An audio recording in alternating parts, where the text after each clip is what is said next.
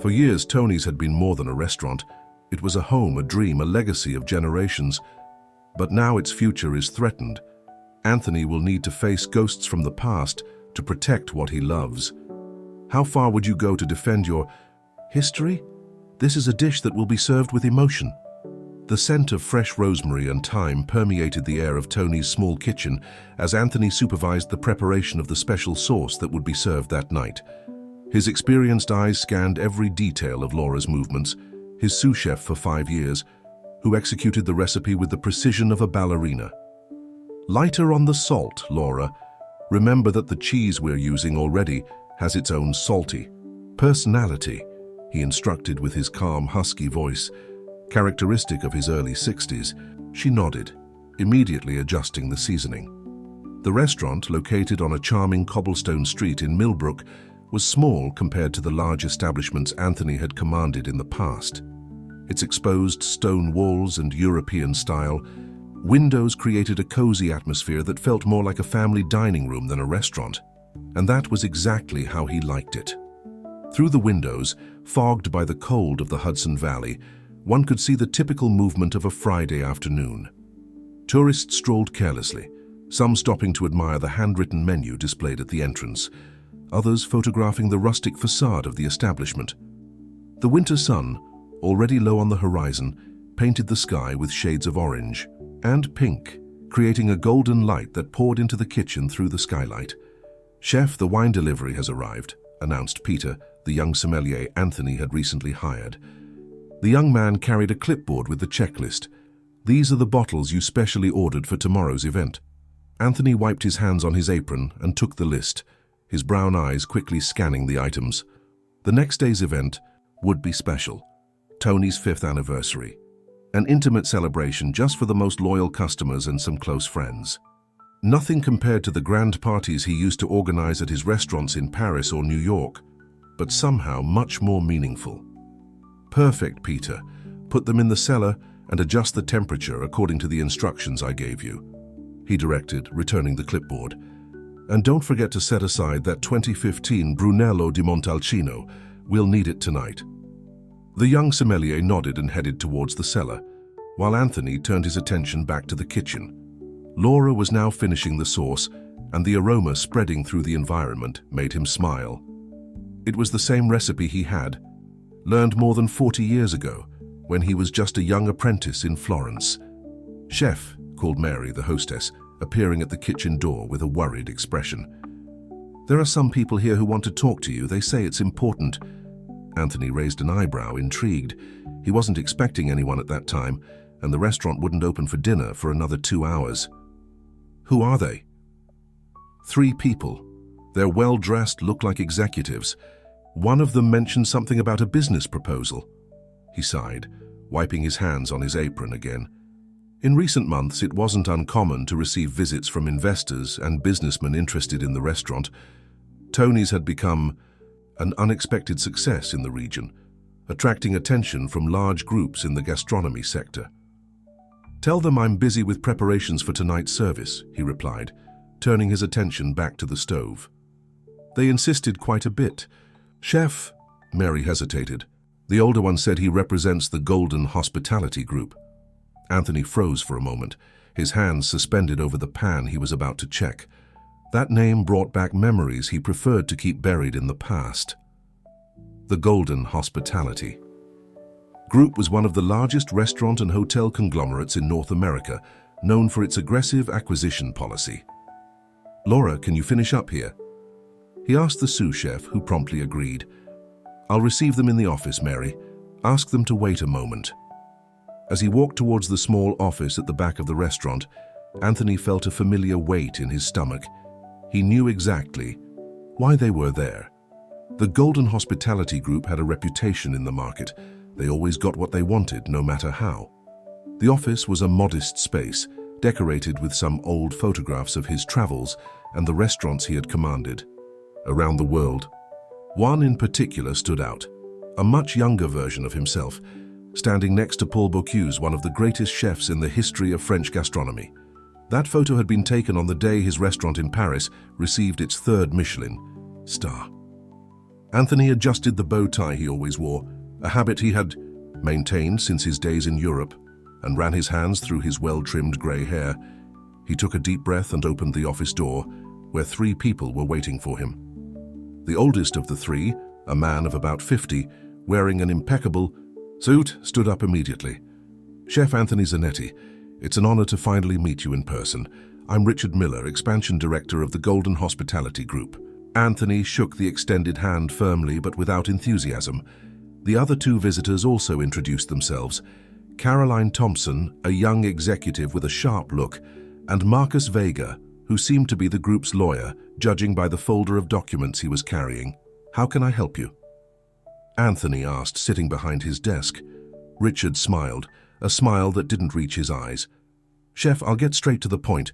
We're here because the Golden Hospitality Group is very interested in making an offer for your restaurant." "Tony's is not for sale," Anthony replied, his voice firm but polite. Caroline leaned forward in her chair. "Chef Zanetti, we understand your attachment to the establishment, but we'd like you to at least hear our proposal. What we have in mind is a partnership that would allow expanding Tony's to other cities, perhaps even internationally." Anthony shook his head gently. "I appreciate the interest, but as I said, the restaurant is not for sale, and I have no interest in expanding. This establishment is exactly the size I want it to be." Marcus, the lawyer, opened his folder and pulled out some documents. "Chef, we've prepared an offer that we believe is very generous. In addition to the purchase value, we're offering a position as a consultant chef in all future establishments of the Tony's brand, with profit sharing." "Gentlemen, miss," Anthony began, his voice now carrying a tone of finality, "I spent much of my life building gastronomic empires. I had restaurants on 3 continents, Michelin stars, international awards. But now, at this stage of my life, I've chosen to have just this small restaurant where I can cook what I love in the way I believe to be correct." Richard Miller adjusted himself in his chair, his commercial smile giving way to a more serious expression. "Chef Zanetti, with all due respect, the market is changing. Small independent establishments like yours are becoming increasingly rare. It's only a matter of time until—" "Until what, Mr. Miller?" interrupted Anthony, his eyes fixed on the executives. The silence that followed was tense. Caroline cleared her throat, trying to ease the atmosphere. "What Mr. Miller means is that we'd like to preserve Tony's legacy, ensure that your vision continues." "My legacy is being built every day in this kitchen, Ms. Thompson," Anthony responded, standing up. "It's in the hands of the young people. I train in the recipes I perfect, in the smiles of my customers. I don't need the Golden Hospitality Group to preserve it." Marcus tried once more, extending the documents. "At least take a look at the numbers, Chef. I'm sure that, as I said before, the restaurant is not for sale. Thank you for the visit, but I have a service to prepare." Anthony walked to the door and opened it, a polite but definitive gesture that the meeting was over. The 3 visitors stood up, Richard Miller pocketing a card he was about to hand over. "Think it over, Chef Zanetti. We'll be back to talk soon." There was something in the executive's tone that made Anthony narrow his eyes slightly. It wasn't a promise. It was a veiled threat. As soon as the 3 left, Anthony closed the door and leaned against it for a moment, letting out a deep sigh. He knew the Golden Hospitality Group and their methods well. He knew that visit was just the beginning. He returned to the kitchen where Laura was still working on the sauce. The familiar aroma enveloped him again, bringing back the peace he always found among his pots and seasonings. "Is everything okay, Chef?" asked Laura, noticing his thoughtful expression. Anthony smiled, picking up a spoon to taste the sauce. "It will be, Laura, it will be." He tasted the sauce and nodded in approval. "Perfect. Now let's prepare for service. Tonight needs to be special." As the team moved around the kitchen, preparing for another night of work, Anthony couldn't completely push away the concern about the visit he had just received. In his years of experience in the culinary world, he had learned that some people would do anything for money and power. But he had also learned something more important, that the true essence of gastronomy wasn't in awards or recognition, but in the love for food and respect for ingredients and people. And for that, he was willing to fight with all his might to preserve the little paradise he had built in Millbrook. The sun finally set, and the first stars began to dot the sky of the Hudson Valley. Soon the first customers of the night would start arriving, and Anthony knew that regardless of the challenges that lay ahead, his place was here, in this kitchen, doing what he loved most, turning simple ingredients into moments of pure happiness. The service that night flowed with the precision of a well-rehearsed orchestra. In Tony's kitchen, each team member moved with purpose, while the aroma of fresh herbs and elaborate sauces filled the environment. Anthony observed everything with attentive eyes, occasionally adjusting a detail here, suggesting a modification there. Table 7, 2 octopus carpaccios and 1 burrata with confit tomatoes, announced Melissa, one of the most experienced waitresses.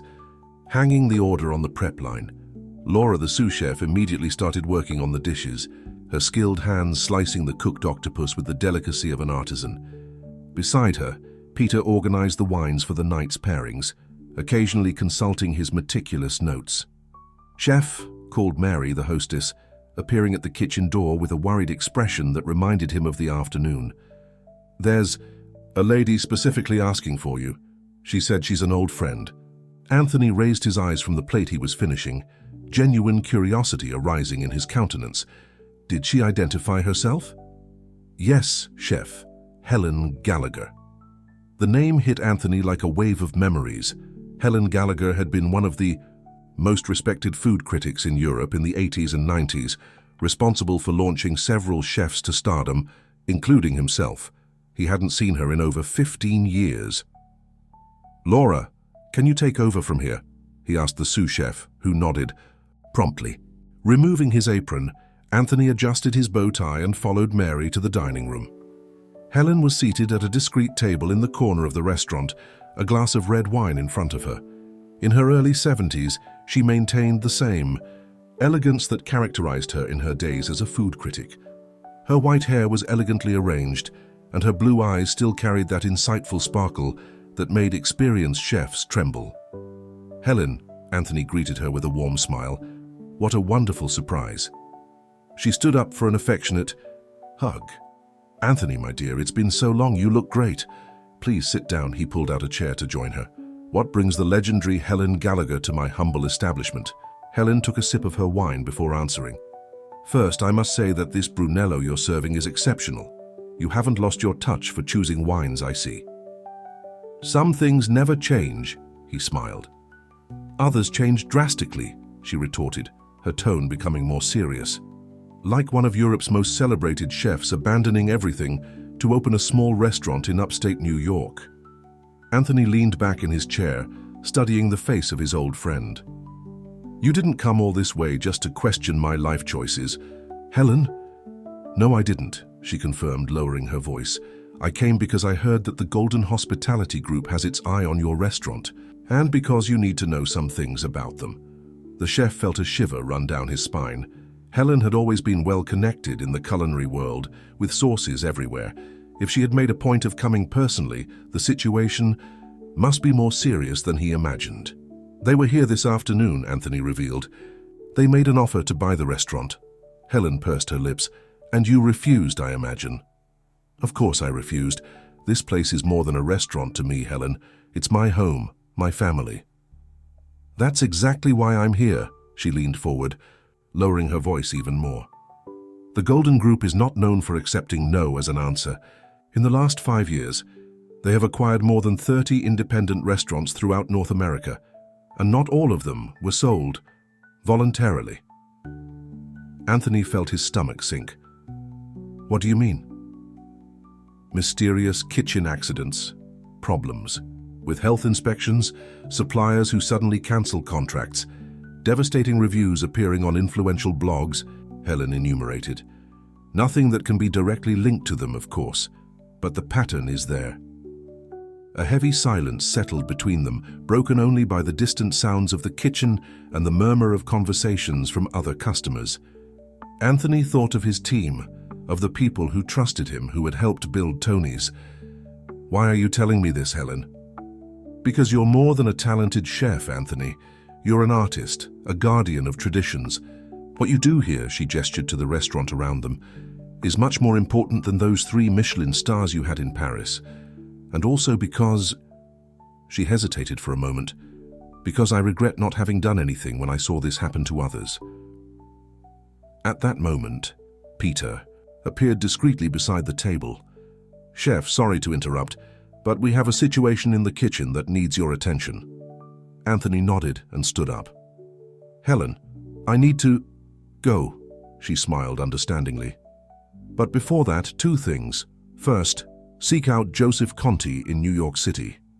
He can help. And second," she reached into her purse and pulled out an envelope. "This is for you, but only open it when you're alone." Intrigued, Anthony tucked the envelope into the inside pocket of his jacket and followed Peter to the kitchen. Upon arriving there, he found Laura trying to calm an visibly upset customer. "What's the problem?" asked Anthony, immediately assuming his professional posture. "This gentleman is saying he found a piece of glass in his risotto," explained Laura, her voice tense. The customer, a middle-aged man in an expensive suit, brandished a small, shiny fragment. "This could have caused me a serious problem. I'm going to report this establishment." Anthony examined the fragment carefully, his years of experience allowing him to notice something strange immediately. The glass was too clean, without any trace of food or sauce, as if it had been placed on the plate afterwards. "Mr. Miller," Anthony said calmly, recognizing the Golden Hospitality Group executive who had been in his office earlier. "What a coincidence to find you here again!" The man seemed momentarily disconcerted at being recognized, but quickly regained his indignant pose. "This is unacceptable. I'll make sure everyone knows how dangerous this place is."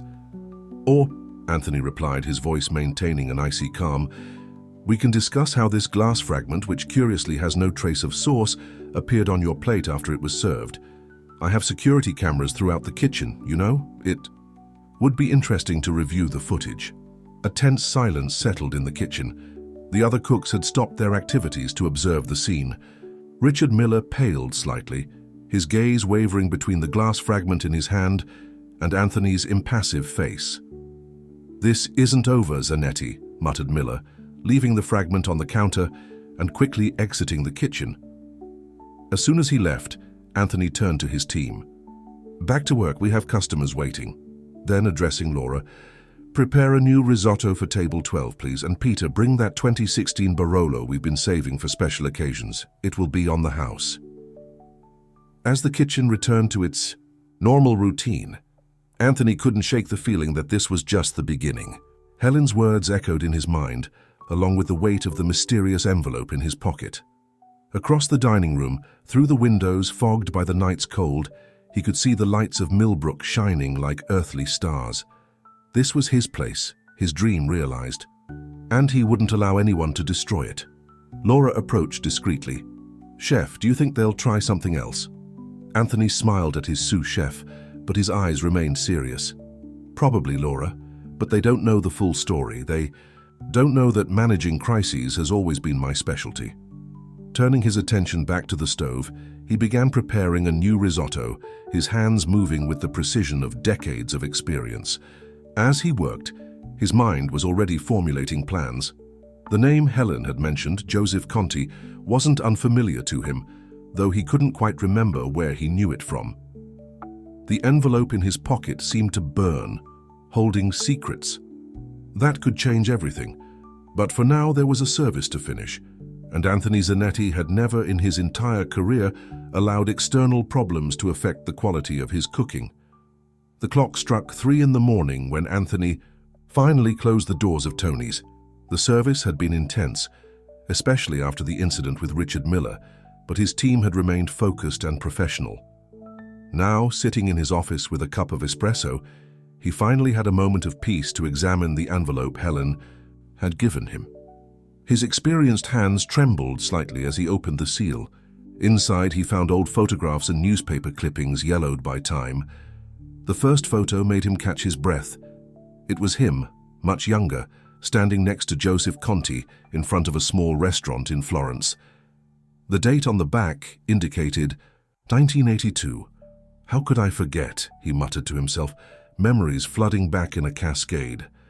Joseph had been his first mentor, the man who had taken him in when he arrived in Italy at 18, with no money and no experience, just a dream of becoming a chef. The small restaurant in the photo, Il Giardino, had been his first real school in gastronomy. Among the newspaper clippings, one in particular caught his attention. It was a Financial Times report from 1995. Conti culinary empire expands to the Americas. The article mentioned how Joseph had transformed his modest restaurant into a respected chain, maintaining quality and tradition in each establishment. But it was the last item in the envelope that made Anthony swallow hard, a handwritten letter from Joseph himself, dated just a week ago. "My dear Anthony, Helen told me about your situation with the Golden Hospitality Group. It's not the first time I've crossed paths with them. 5 years ago, they tried to buy my restaurant chain in New York City. When I refused, they began a systematic campaign of defamation and sabotage. But they made a mistake. They underestimated the power of true connections in the culinary world. Not the connections made with money, but those forged with passion, respect, and tradition. I need your help, old friend, just as you need mine. Come see me in New York City. There's something you need to know about the real reason why they want your restaurant so badly. Your ever mentor and friend, Joseph." Anthony read the letter 3 times, his mind working on the implications. What did Joseph know? Why was the Golden Group so interested specifically in Tony's? A soft knock on the door interrupted his thoughts. It was Laura, still dressed in her chef's uniform. "Sorry, chef. I know it's late, but can I come in?" Anthony quickly tucked the documents back into the envelope. "Of course, Laura. Did something happen?" The sous chef entered, sitting in the chair in front of the desk. Her eyes revealed concern. "Chef, there's something I need to tell you, something that happened a few weeks ago." He leaned forward, intrigued. Laura was one of the most trustworthy people he knew, his right hand in the kitchen for 5 years. "Caroline Thompson, the executive from the Golden Group, approached me after hours," she began, her hands twisting nervously in her lap. "She offered me an executive chef position at one of their restaurants in New York City, with a salary 3 times higher than what I earn here." Anthony felt a tightness in his chest, but kept his expression neutral. "And what did you answer?" "I said I needed to think," Laura met his eyes. "But today, after seeing how they tried to harm the restaurant, chef, I would never accept. This place, this team, it's my family. What I've learned here is worth more than any salary." A genuine smile spread across Anthony's face. "Thank you for telling me, Laura. There's more," she continued. "Caroline mentioned something about the land where the restaurant is. She said it was strategic for their plans." That information made Anthony sit up straight in his chair. The land where Tony's was built had belonged to his family for generations. His grandfather, an Italian immigrant, had bought that piece of Millbrook when the town was still in its early days. "Chef," Laura hesitated, "I don't think it's just the restaurant they're interested in." "No, it's not," Anthony agreed, his mind connecting the dots. "Laura, I need you to take over the kitchen for a few days. I have to make a trip to New York City." "Of course, chef. When?" "Tomorrow itself, after the restaurant's anniversary event," he replied, already mentally planning. "Peter can help you with the wine pairings and Mary knows the flow of the house well." Laura nodded, standing up. At the door she paused and turned. "Chef, be careful, please." After she left, Anthony turned his attention back to the old photographs.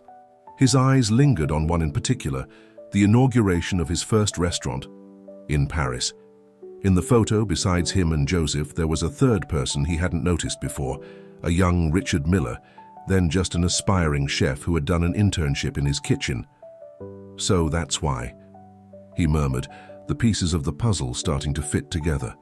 The sun was beginning to rise when Anthony finally left the restaurant. The streets of Millbrook were still deserted, the crisp morning air carrying the scent of pine and fresh coffee from the bakeries that were starting to open. As he walked home, his mind was focused on the day ahead. Tony's anniversary event would be in the evening, gathering loyal customers and close friends.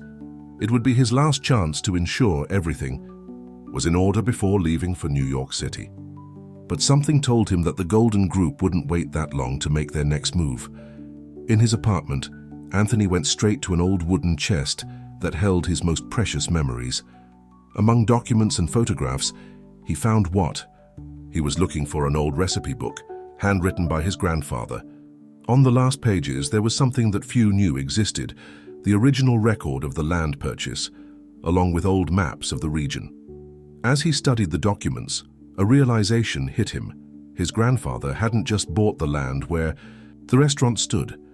The property extended over a much larger area, including part of what is now Millbrook's historic center. "That's what they want," he whispered to himself. "It's not the restaurant, it's the land." The sound of his phone startled him. It was a message from an unknown number. "Zanetti, we need to talk. Urgent. Helen." Anthony responded quickly, setting up a meeting for breakfast. As he prepared to leave, he couldn't shake the feeling that he was about to discover something much bigger than a simple dispute over a restaurant. In the bathroom mirror, adjusting his inseparable bow tie, he smiled at his reflection. In 40 years of culinary career, he had learned that the best dishes are those that reveal their flavors gradually, and now it seemed that the same principle applied to the situation he found himself in. "Well, Richard," he muttered to himself, "let's see who really learned something in those days in Paris." The Belle Époque Café was already bustling when Anthony arrived for his meeting with Helen. The aroma of freshly baked croissants and fresh coffee filled the Art Nouveau-style environment with its golden mirrors and crystal chandeliers. Helen was already waiting for him at a discreet table in the back of the establishment. "You look tired," she commented as soon as he sat down. "Didn't you sleep?" "I spent the night studying the documents you gave me," Anthony replied, accepting the cup of coffee the waiter was serving him. "Why didn't you tell me about Richard Miller before?" Helen sighed, her fingers gently drumming on the cup. "Because the story is more complicated than it seems. Richard wasn't just your intern in Paris, he was Claude Beaumont's protégé." The name made Anthony freeze with the cup halfway to his lips. Claude Beaumont had been one of the most powerful investors in the European culinary world in the 90s, known for transforming traditional restaurants into commercial empires. "Claude always wanted to buy my restaurant in Paris," Anthony recalled, the pieces falling into place. "When I refused, he sent Richard to learn your secrets," Helen completed. "But the plan went wrong, didn't it? Richard ended up really falling in love with your way of cooking, with your philosophy. Until Claude called him back," Anthony murmured, bitter memories resurfacing. "The following week, recipes very similar to mine started appearing in Beaumont Group restaurants." Helen nodded gravely, and now Richard is playing the same game, but this time for the Golden Group. "The difference is that they don't just want your recipes. The land," Anthony said. "I discovered last night that the property my grandfather bought is much larger than I imagined. But why would that be so important to them?" "Because," Helen lowered her voice, leaning forward, "the Millbrook City Council is planning a new historic center revitalization project, a billion-dollar project that will transform the region into a gastronomic and cultural hub. And your land is right at the heart of the planned area." Anthony felt the weight of that revelation. "How did you find this out?" "I have my contacts," she smiled enigmatically. "In fact, that's how I discovered about the meeting the Golden Group has scheduled for this afternoon with your suppliers." "My suppliers?" Anthony frowned. "All of them. The Golden Group is offering exclusive contracts with values well above market rates. The condition? Immediately cancel the supply to Tony's." Anthony closed his eyes for a moment, feeling the magnitude of the blow being prepared. Without reliable suppliers, it would be impossible to maintain the restaurant's quality standards. It was an intelligent and cruel move. "It's not too late," Helen continued. "Joseph isn't the only one who maintained useful contacts over the years. Remember Sophie Laurent, the pastry chef from Le Jardin?" Anthony asked, surprised. "Of course I remember. She was my student in Paris. And now she's one of the largest importers of gourmet ingredients in the United States." Helen smiled. "She's in New York City this week, if you're quick." Anthony's phone vibrated, interrupting the conversation. It was a message from Laura. "Chef, we have a problem. The event company just cancelled all service for tonight. They said they had an emergency." "It's begun," he murmured, showing the message to Helen. "What are you going to do?" she asked, watching him closely. Anthony took a long sip of his coffee, his mind already working on alternatives. "The restaurant's anniversary event will happen. With or without an event company. I have an idea, but I'm going to need help." Picking up his phone, he started making calls. The first was to Maria, his former assistant from his Paris days, who now ran a successful catering business in Albany. The second was to John, a former student who had become a respected chef in the region. In less than an hour, a network of solidarity began to form. Chefs, pastry chefs, sommeliers, all former students, colleagues, and friends of Anthony who owed part of their success to him. One by one, they offered to help, transforming what could have been a disaster into something even more special. "You've built more than a restaurant, Anthony," Helen observed, amazed at the spontaneous mobilization. "You've built a family. And families protect each other," he replied, standing up. "Now I need to get back to the restaurant. We have an event to organize and a trip to plan." "Be careful," Helen warned. "The Golden Group won't give up easily." "No," Anthony smiled, adjusting his bow tie. "But they made a crucial mistake. They thought they were dealing with just a stubborn old chef. They didn't realize that when you spend decades training people, teaching not just recipes but values, you create something much stronger than money or power." Leaving the cafe, Anthony took a deep breath of the crisp morning air. The sky was overcast, promising rain, but that didn't worry him. In his mind, he already visualized the event that night, no longer just an anniversary celebration, but a demonstration of strength and unity. His phone rang again. It was Peter, the young sommelier. "Chef, you need to see this. All the bottles we set aside for tonight, and there's something wrong with them." "Don't touch anything," Anthony instructed, quickening his pace. "I'm on my way." As he walked quickly through the cobblestone streets of Millbrook, his mind worked in several directions simultaneously. He needed to resolve the wine issue, reorganize the event, prepare his trip to New York City, and most importantly, protect his team and his restaurant.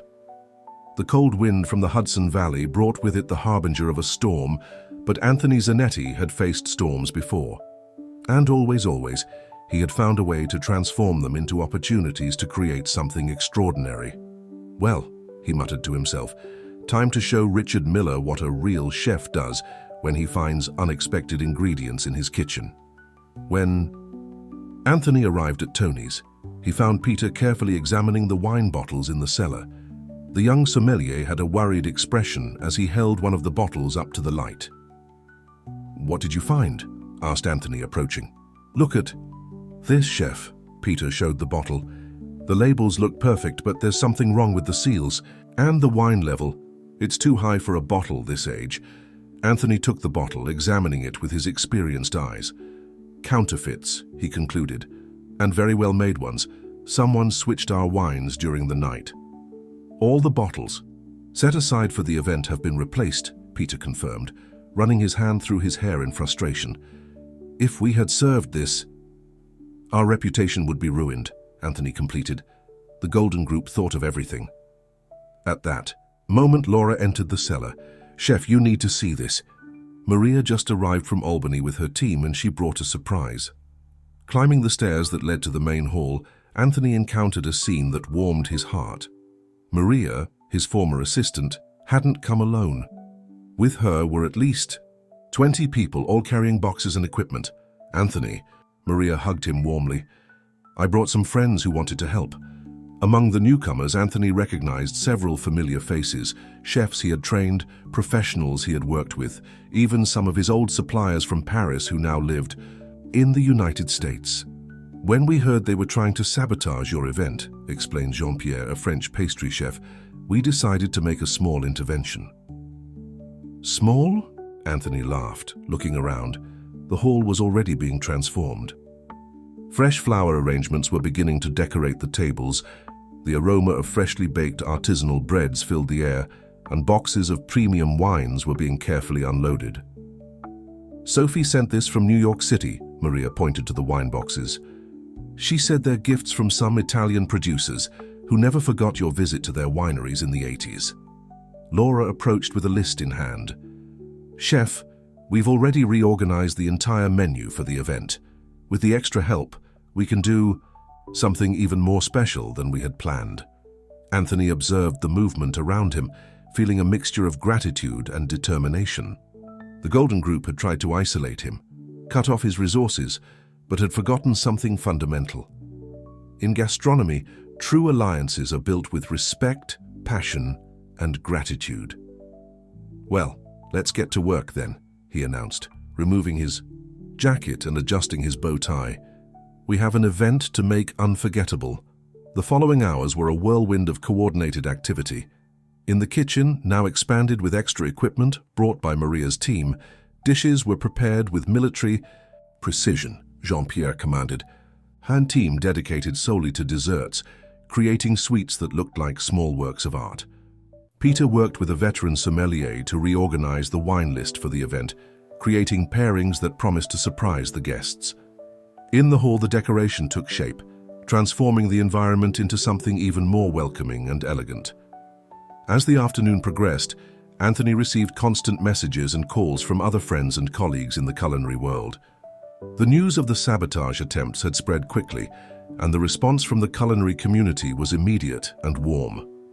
"Chef," called Mary, entering the kitchen with her tablet, "you need to see this. Social media is exploding with messages of support for Tony's. Chefs from all over the country are sharing stories about how you helped or inspired them." Anthony took a quick look at the messages, his heart filling with emotion at seeing so many manifestations of affection and solidarity. But there was no time to dwell on this now. The first guests would arrive in less than 2 hours. "Laura," he called his sous chef, "how are we doing on time?" "Everything's under control, chef," she smiled confidently. "The antipasti are ready. The risottos are being prepared by alternating teams to ensure the perfect consistency throughout the service, and Jean-Pierre is already finishing the desserts." At that moment, Helen entered through the back door, carrying an old folder. "Anthony, we need to talk. I discovered something about the revitalization project that you need to know." "Can it wait until after the event?" he asked, observing the final preparations. "Actually, I think you'll want to know this before," she insisted, her expression serious. "It has to do with your grandfather and the reason why he bought this specific piece of land." Anthony hesitated. For a moment, then nodded. "Laura, can you take over here for a few minutes?" In the small office, Helen spread some documents on the desk. They were old town plans, documents in Italian, and what appeared to be a diary. "Your grandfather didn't buy this land by chance," she began. "At the time, he was part of a group of Italian immigrants who had a plan for Millbrook. They envisioned the town as a gastronomic and cultural hub, something similar to what they had left behind in Italy." "But what does this have to do with the current project?" Anthony asked, intrigued. "The revitalization project that the Golden Group wants so badly, it's practically identical to the immigrants' original plan. They discovered the old documents and are using the same ideas, but with one crucial detail. They want to demolish the historic establishments, including Tony's, to build a modern commercial complex." Anthony picked up his grandfather's diary, carefully flipping through it. The yellowed pages contained not only recipes, but also drawings and notes about his vision for Millbrook's future. "So it's not just about the land," he murmured. "It's about erasing history to rewrite it their way." A soft knock on the door interrupted them. It was Peter. "Chef, the first guests are arriving." Anthony carefully stored the documents. "Thank you, Helen, this changes a lot, but now," he smiled, adjusting his bow tie, "we have a celebration to conduct." Returning to the hall, he was greeted by a sight that left him speechless. The environment was transformed, more beautiful than he had ever imagined. Candles flickered in silver candlesticks, fresh flowers perfumed the air, and the expanded team moved with grace and precision, like a well-rehearsed orchestra. The first guests were beginning to enter, their eyes widening at the beauty of the place. Among them, Anthony noticed some familiar faces from the local government. including council members and municipal secretaries. A perfect night to make some important alliances, Helen murmured at his side before mingling with the guests. Anthony smiled, thinking about how the Golden Group had inadvertently created the perfect opportunity for him to show not only Tony's strength, but also the true meaning of preserving a culinary tradition. The night was just beginning, and he had the feeling it would be truly unforgettable. Tony's dining room had never been so vibrant.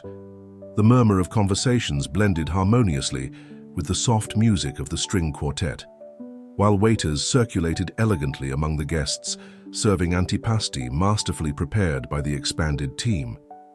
Anthony observed everything with an attentive eye, occasionally stopping to greet guests or supervise some detail of the service. It was during one of these rounds that he noticed the presence of Mrs. Carmen, a lady in her early 80s who had been a close friend of his grandfather. "Anthony, dear," she called him, her eyes shining with a mixture of affection and concern. "I need to tell you something. Something your grandfather asked me to keep until the right moment." Intrigued, Anthony led her to a more private table. Peter, sensing the situation, immediately appeared with a bottle of Amarone della Valpolicella, Mrs. Carmen's favorite wine.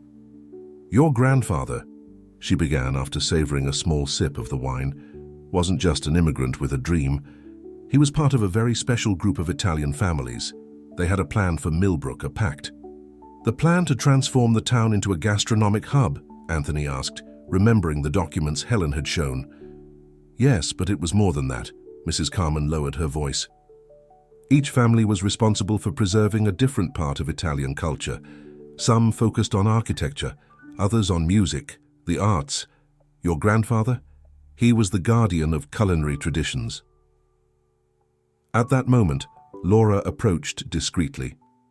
"Chef, sorry to interrupt, but the Secretary of Culture has just arrived, and he's not alone." Anthony looked towards the entrance and saw Richard Miller beside the secretary. The Golden Group executive seemed uncomfortable, clearly surprised by the magnitude of the event.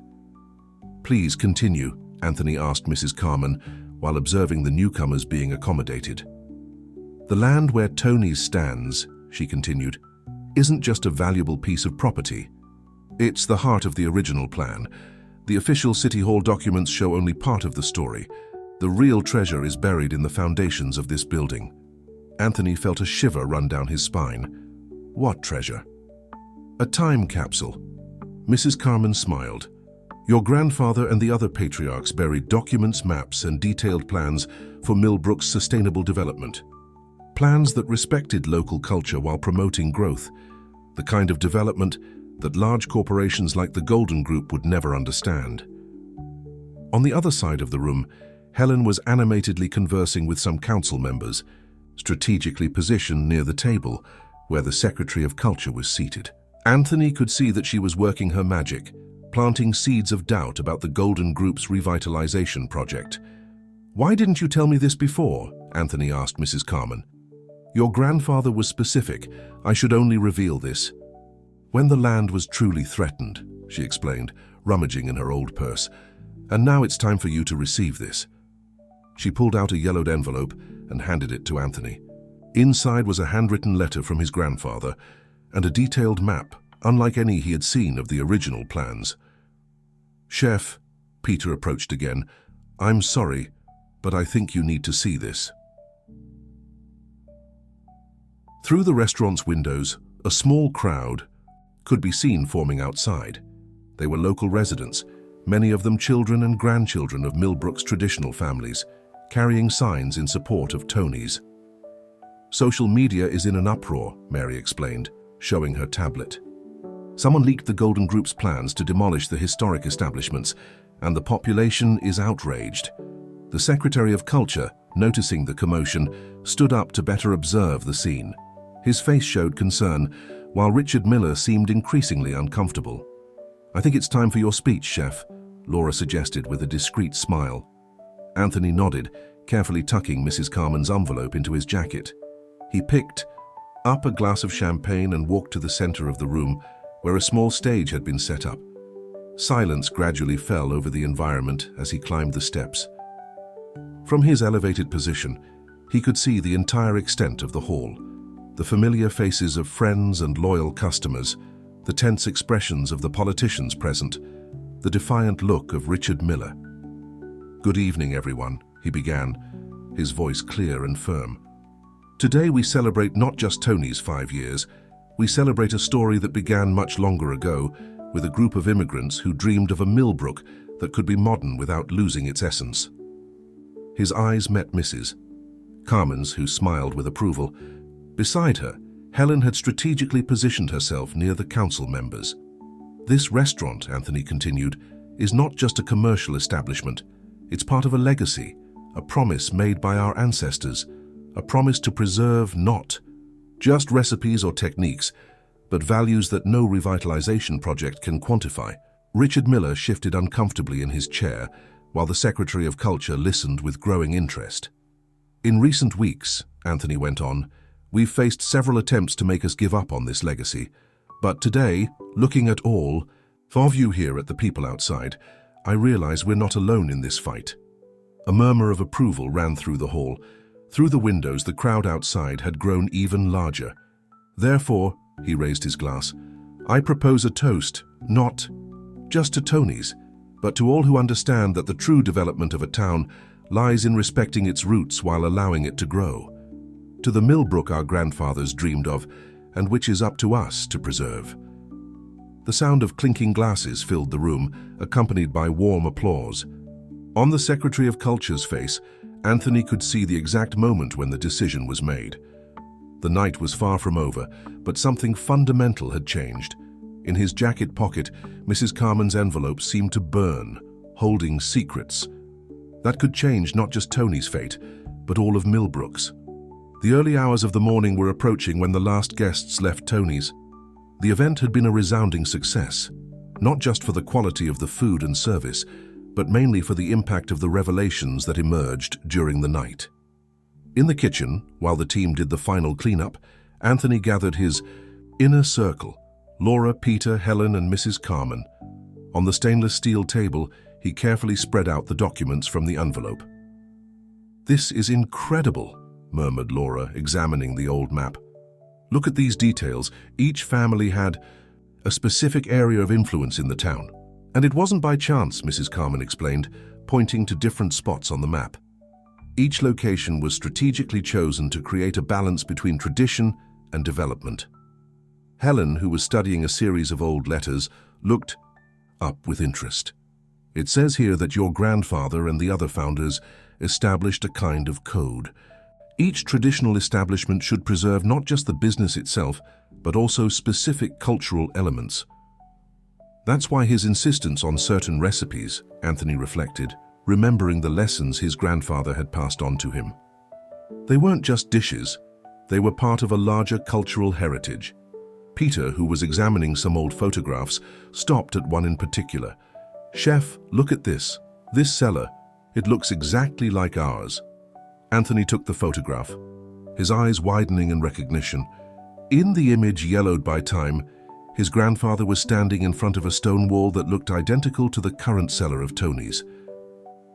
"Mrs. Carmen," he turned to the lady, "you mentioned a time capsule in the foundations. Any idea where—" "Exactly?" The elderly woman smiled mysteriously. "Your grandfather always said that the true treasure is where the wine rests most peacefully." Peter furrowed his brow, thoughtful. "Chef, remember that area of the cellar we always thought was strange? That section of the wall that seems different?" "Let's check," Anthony decided, standing up.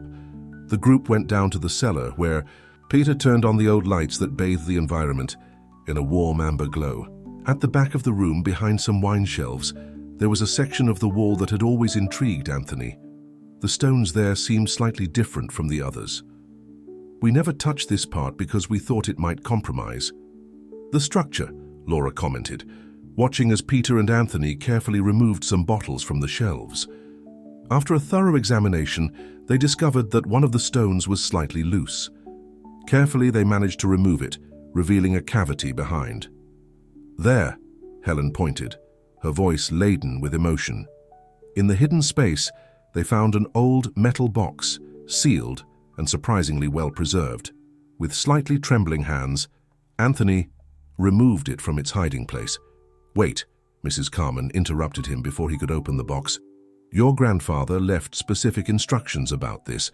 The box should only be opened in the presence of representatives from the other founding families." "But how are we going to find them after so long?" Laura asked. Helen smiled. "Actually, many of them were at the event tonight. In fact, some of those protesters outside are direct descendants of the original families." At that moment, Anthony's phone vibrated. It was a message from the Secretary of Culture. "We need to talk. The revitalization project will be re-evaluated. Can we meet tomorrow?" "Things are changing quickly," Helen observed, reading the message. Over Anthony's shoulder. "Yes, but we need to be strategic," Anthony replied, pocketing the phone. "Mrs. Carmen, can you get in touch with the family representatives? We need to organize a proper meeting to open this box." The lady nodded. "Leave it to me.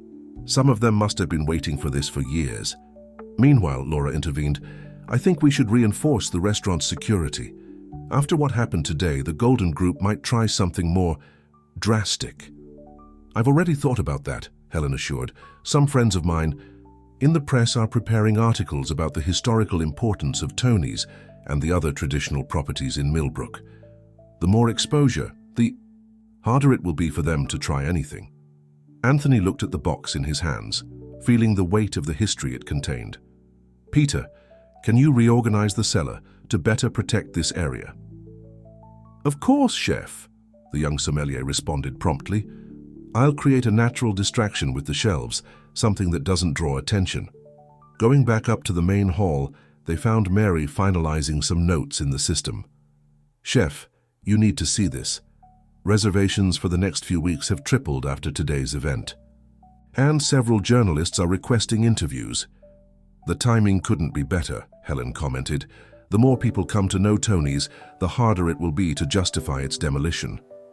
Anthony walked to the window, observing the last people, who were still keeping vigil outside, with their candles and signs.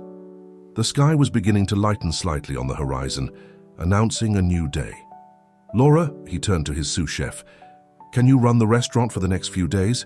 I need to go to New York City to meet Joseph Conti. With these new discoveries, I suspect he has more important information to share." "You can count on it, chef," she assured. "We'll keep everything running perfectly here." "And I'll start contacting the families," Mrs. Carmen announced, rising with the dignity of someone carrying decades of history. "When you return from New York City, Anthony, we'll have a historic meeting to hold." As the group dispersed to their respective tasks, Anthony remained a moment longer observing the sunrise. Somewhere in town, he knew that Richard Miller and the Golden Group must already be planning their next move. But now, with the discovery of the time capsule and the growing support from the community, the battle had changed. It was no longer just about a restaurant or valuable land. It was about preserving a legacy that spanned generations, a vision of development that respected the past while embracing the future. His phone vibrated again. It was a message from Joseph Conti. "Heard about the event. Congratulations. When you arrive in New York City, I have something important to show you. Some stories need to be told at the right time." Joseph Conti's restaurant in New York City occupied a historic mansion in Little Italy, its exposed brick, walls and arched windows telling stories of generations of Italian immigrants. When Anthony arrived, late that rainy afternoon, he found his old mentor waiting for him at the entrance. "It's been a long time, my friend." Joseph embraced him warmly. At 75, he maintained the same energy and sparkle in his eyes that Anthony remembered from his days in Florence. "The place looks even more beautiful than in the photos," Anthony commented, observing the architectural details restored with historical precision. "And more important than its beauty," Joseph smiled, leading him inside, "is its history, just like your Tony's." Inside the restaurant, preparations for the evening service were underway. The aroma of sauces being prepared and bread baking filled the air, bringing back memories of the times when Anthony was just a young apprentice in Joseph's kitchen. "Come," the older chef guided him to a discreet door. "There's something I need to show you." They descended a spiral staircase until they reached a cellar that seemed to have come straight out of Tuscany. Ancient bottles lined the walls, their labels telling stories of special vintages and memorable moments. "Do you know why the Golden Group is so interested specifically in your restaurant?" Joseph asked, walking between the shelves. "For the land," Anthony replied, "because of the revitalization project." "No," Joseph smiled, stopping in front of a particular section of the cellar. "They want Tony's for the same reason they tried to buy my restaurant, because of what our grandfathers left behind." Carefully, Joseph removed some bottles, revealing a secret compartment similar to the one Anthony had found in his own cellar. From there, he retrieved an old folder. "Our grandfathers," he explained, opening the folder on a tasting table, "weren't just immigrants seeking a new life. They were part of a larger movement, a network of families dedicated to preserving not just Italian culture, but a way of life, a philosophy of development." Anthony examined the documents with growing fascination.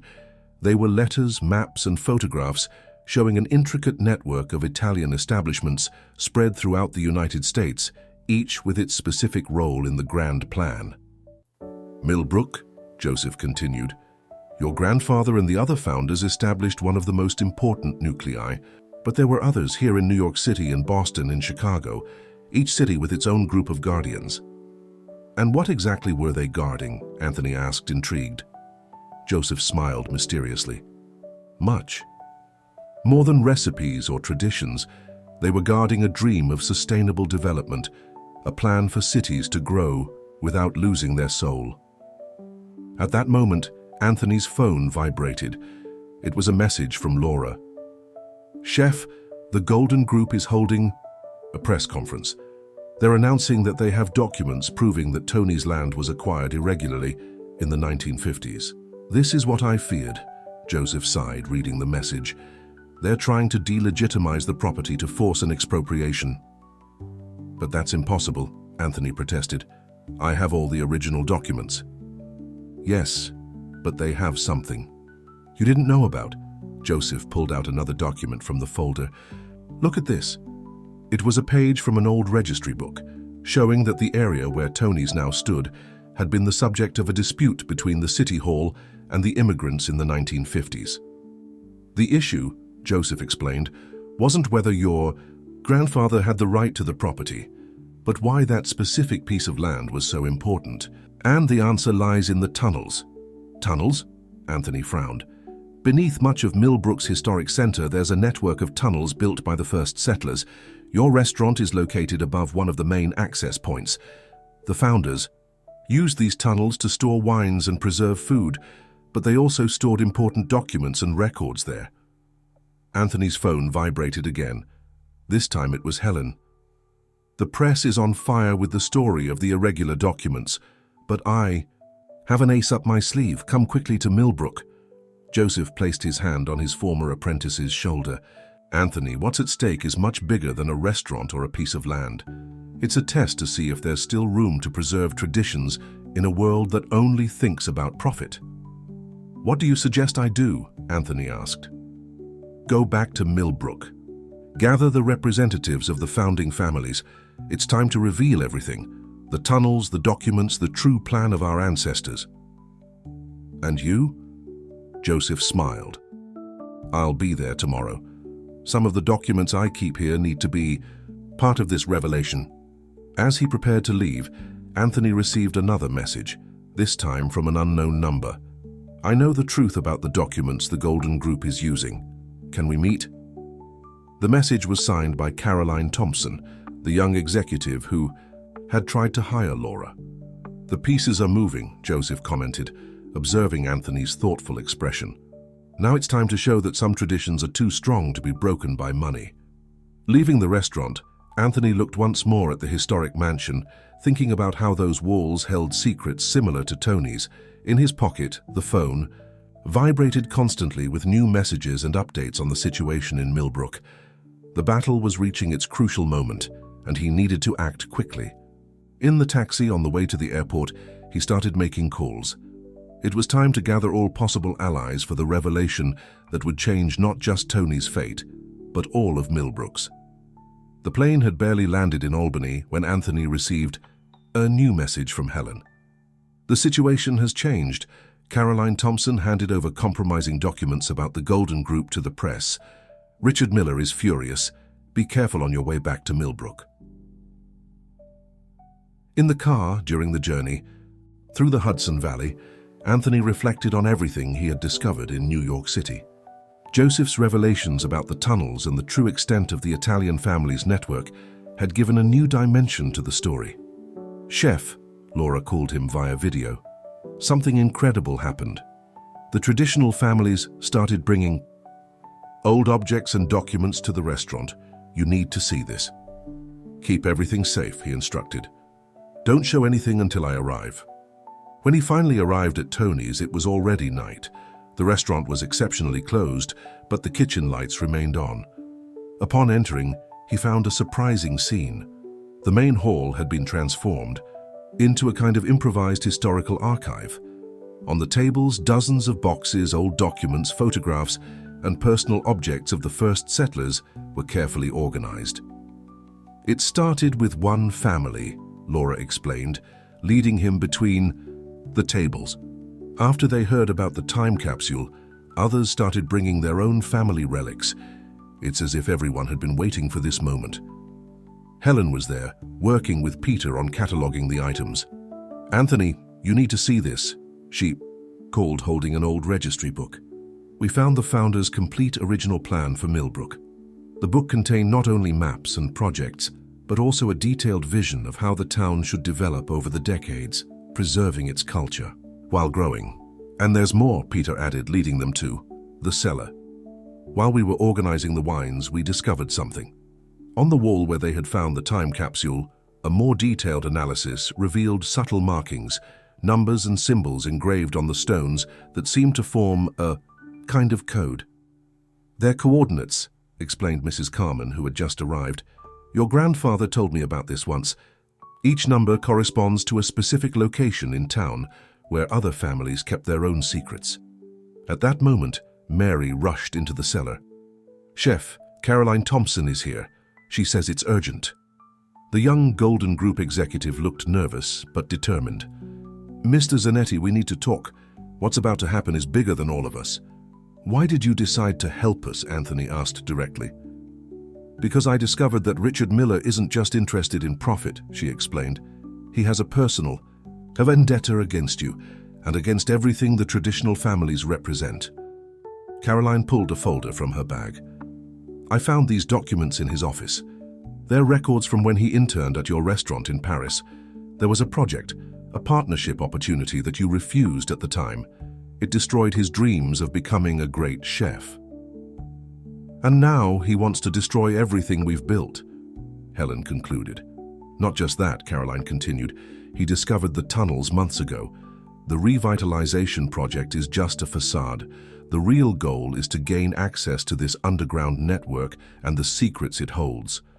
A distant thunder announced the approach of a storm, creating an even more dramatic atmosphere for the revelations that were unfolding. Joseph Conti arrives early tomorrow morning, Anthony informed the group, and the founding families? All confirmed their presence for tomorrow night's meeting, Mrs. Carman responded. It will be the first time in over 50 years that all the descendants of the founders will be gathered. Chef, Laura called, showing her tablet. The press is speculating about a big historical revelation in Millbrook. Social media is in an uproar. And the Golden Group, Helen asked Caroline. Richard Miller called an emergency board meeting for tomorrow morning, she revealed. They're going to try something, I'm sure of it. Anthony walked to the window, observing Millbrook's lights twinkling under the overcast sky. Somewhere in town, he knew that Richard Miller was planning his next move. But now, with all the pieces coming together, the chef felt they were close to a decisive turn of events. Laura, he turned to his sous chef, prepare the restaurant for tomorrow night. We're going to have a special dinner for the families. What kind of menu, chef? Something that tells our story, he smiled, each dish representing a part of the journey that brought us here. As the group dispersed to make preparations, Anthony remained in the cellar, studying the markings on the wall. His grandfather and the other founders had created an elaborate system to preserve not just documents and objects, but an entire way of life.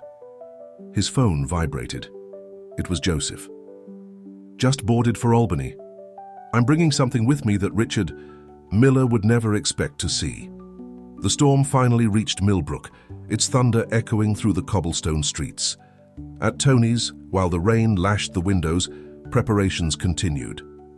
The following day promised to be one of the most important in the history, not just of the restaurant, but of the entire town. "Chef," Peter called softly, "we found something else in the wall codes. It looks like a recipe, but it's different from anything I've ever seen." Anthony examined the notes the young sommelier had made. It wasn't just a recipe, it was a coded message using ingredients and culinary techniques to convey information. "My grandfather always said that the best recipes tell stories," he murmured, a smile forming on his lips. "Tomorrow we'll tell ours." The decisive night arrived with a particularly beautiful Millbrook, the town's lights twinkling under a clear sky after the storm.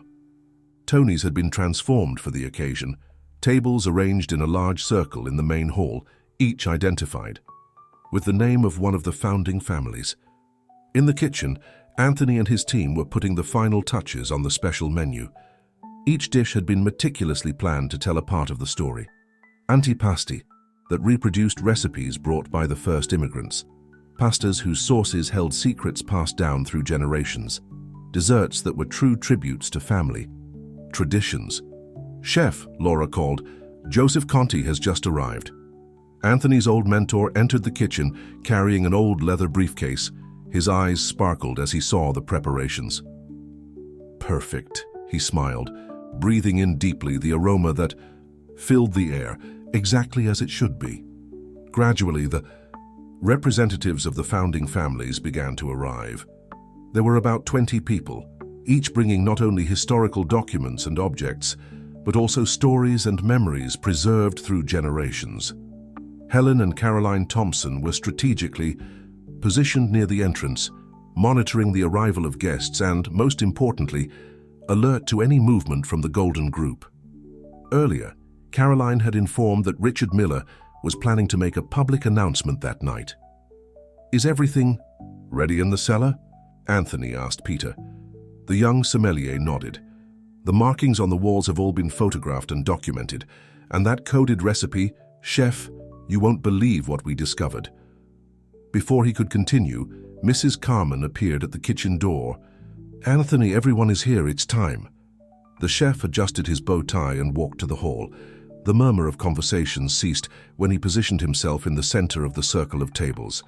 Beside him, Joseph Conti placed his briefcase on an auxiliary table.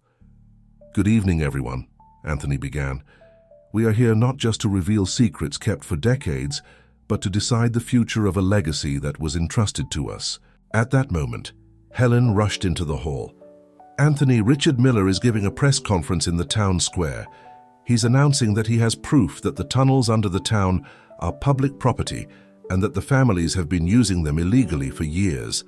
A murmur of concern ran through the hall, but Anthony remained calm. "Actually," he smiled, "this is exactly what we were expecting." Joseph opened his briefcase, pulling out a yellow document. In 1952, the Millbrook City Council signed a secret agreement with the founding families.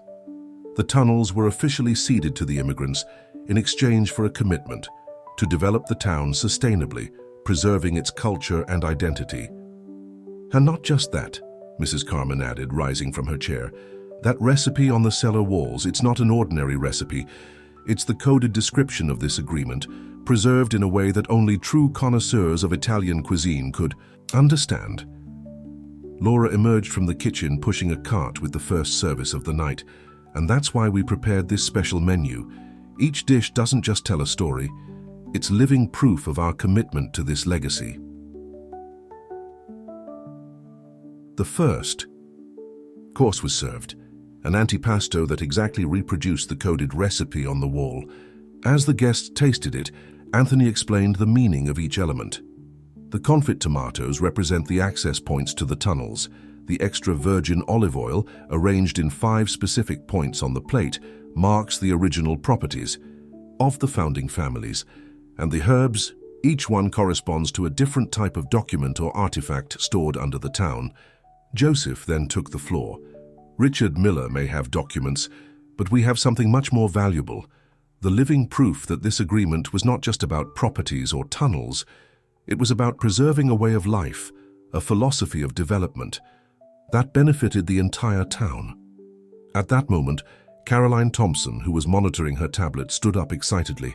"You need to see this. Social media is exploding with people sharing stories about how Millbrook's traditional establishments have impacted their lives. The hashtag #OurLegacy is trending."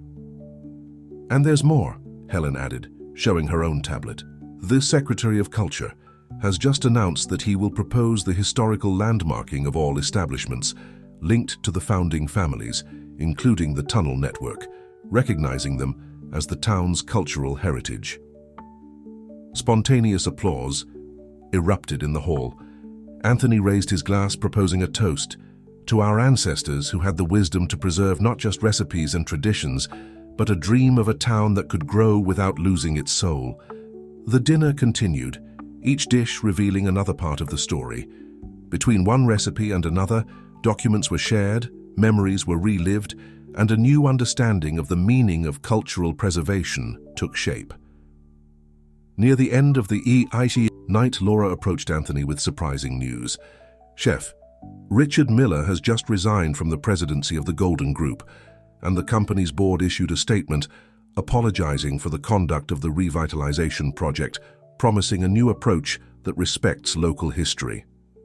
Joseph smiled, placing his hand on his former apprentice's shoulder. "You know, Anthony, your grandfather always said that the best recipes are those that respect the essence of the ingredients. The same goes for towns. True development is that which respects the essence of the place." The last course of the night was served, a dessert that combined traditional Italian techniques with local Hudson Valley ingredients. It was the perfect representation of what the founding families had dreamed of, a harmony between preservation and innovation. As the guests savored the dessert, Anthony observed the hall with satisfaction. Tony's wasn't just a restaurant, it was a guardian of memories, a meeting point between past and future. Chef Peter approached with a special bottle. "I found this in the cellar. It's a wine from the 1952 vintage, the year of the agreement." Anthony smiled, recognizing the label.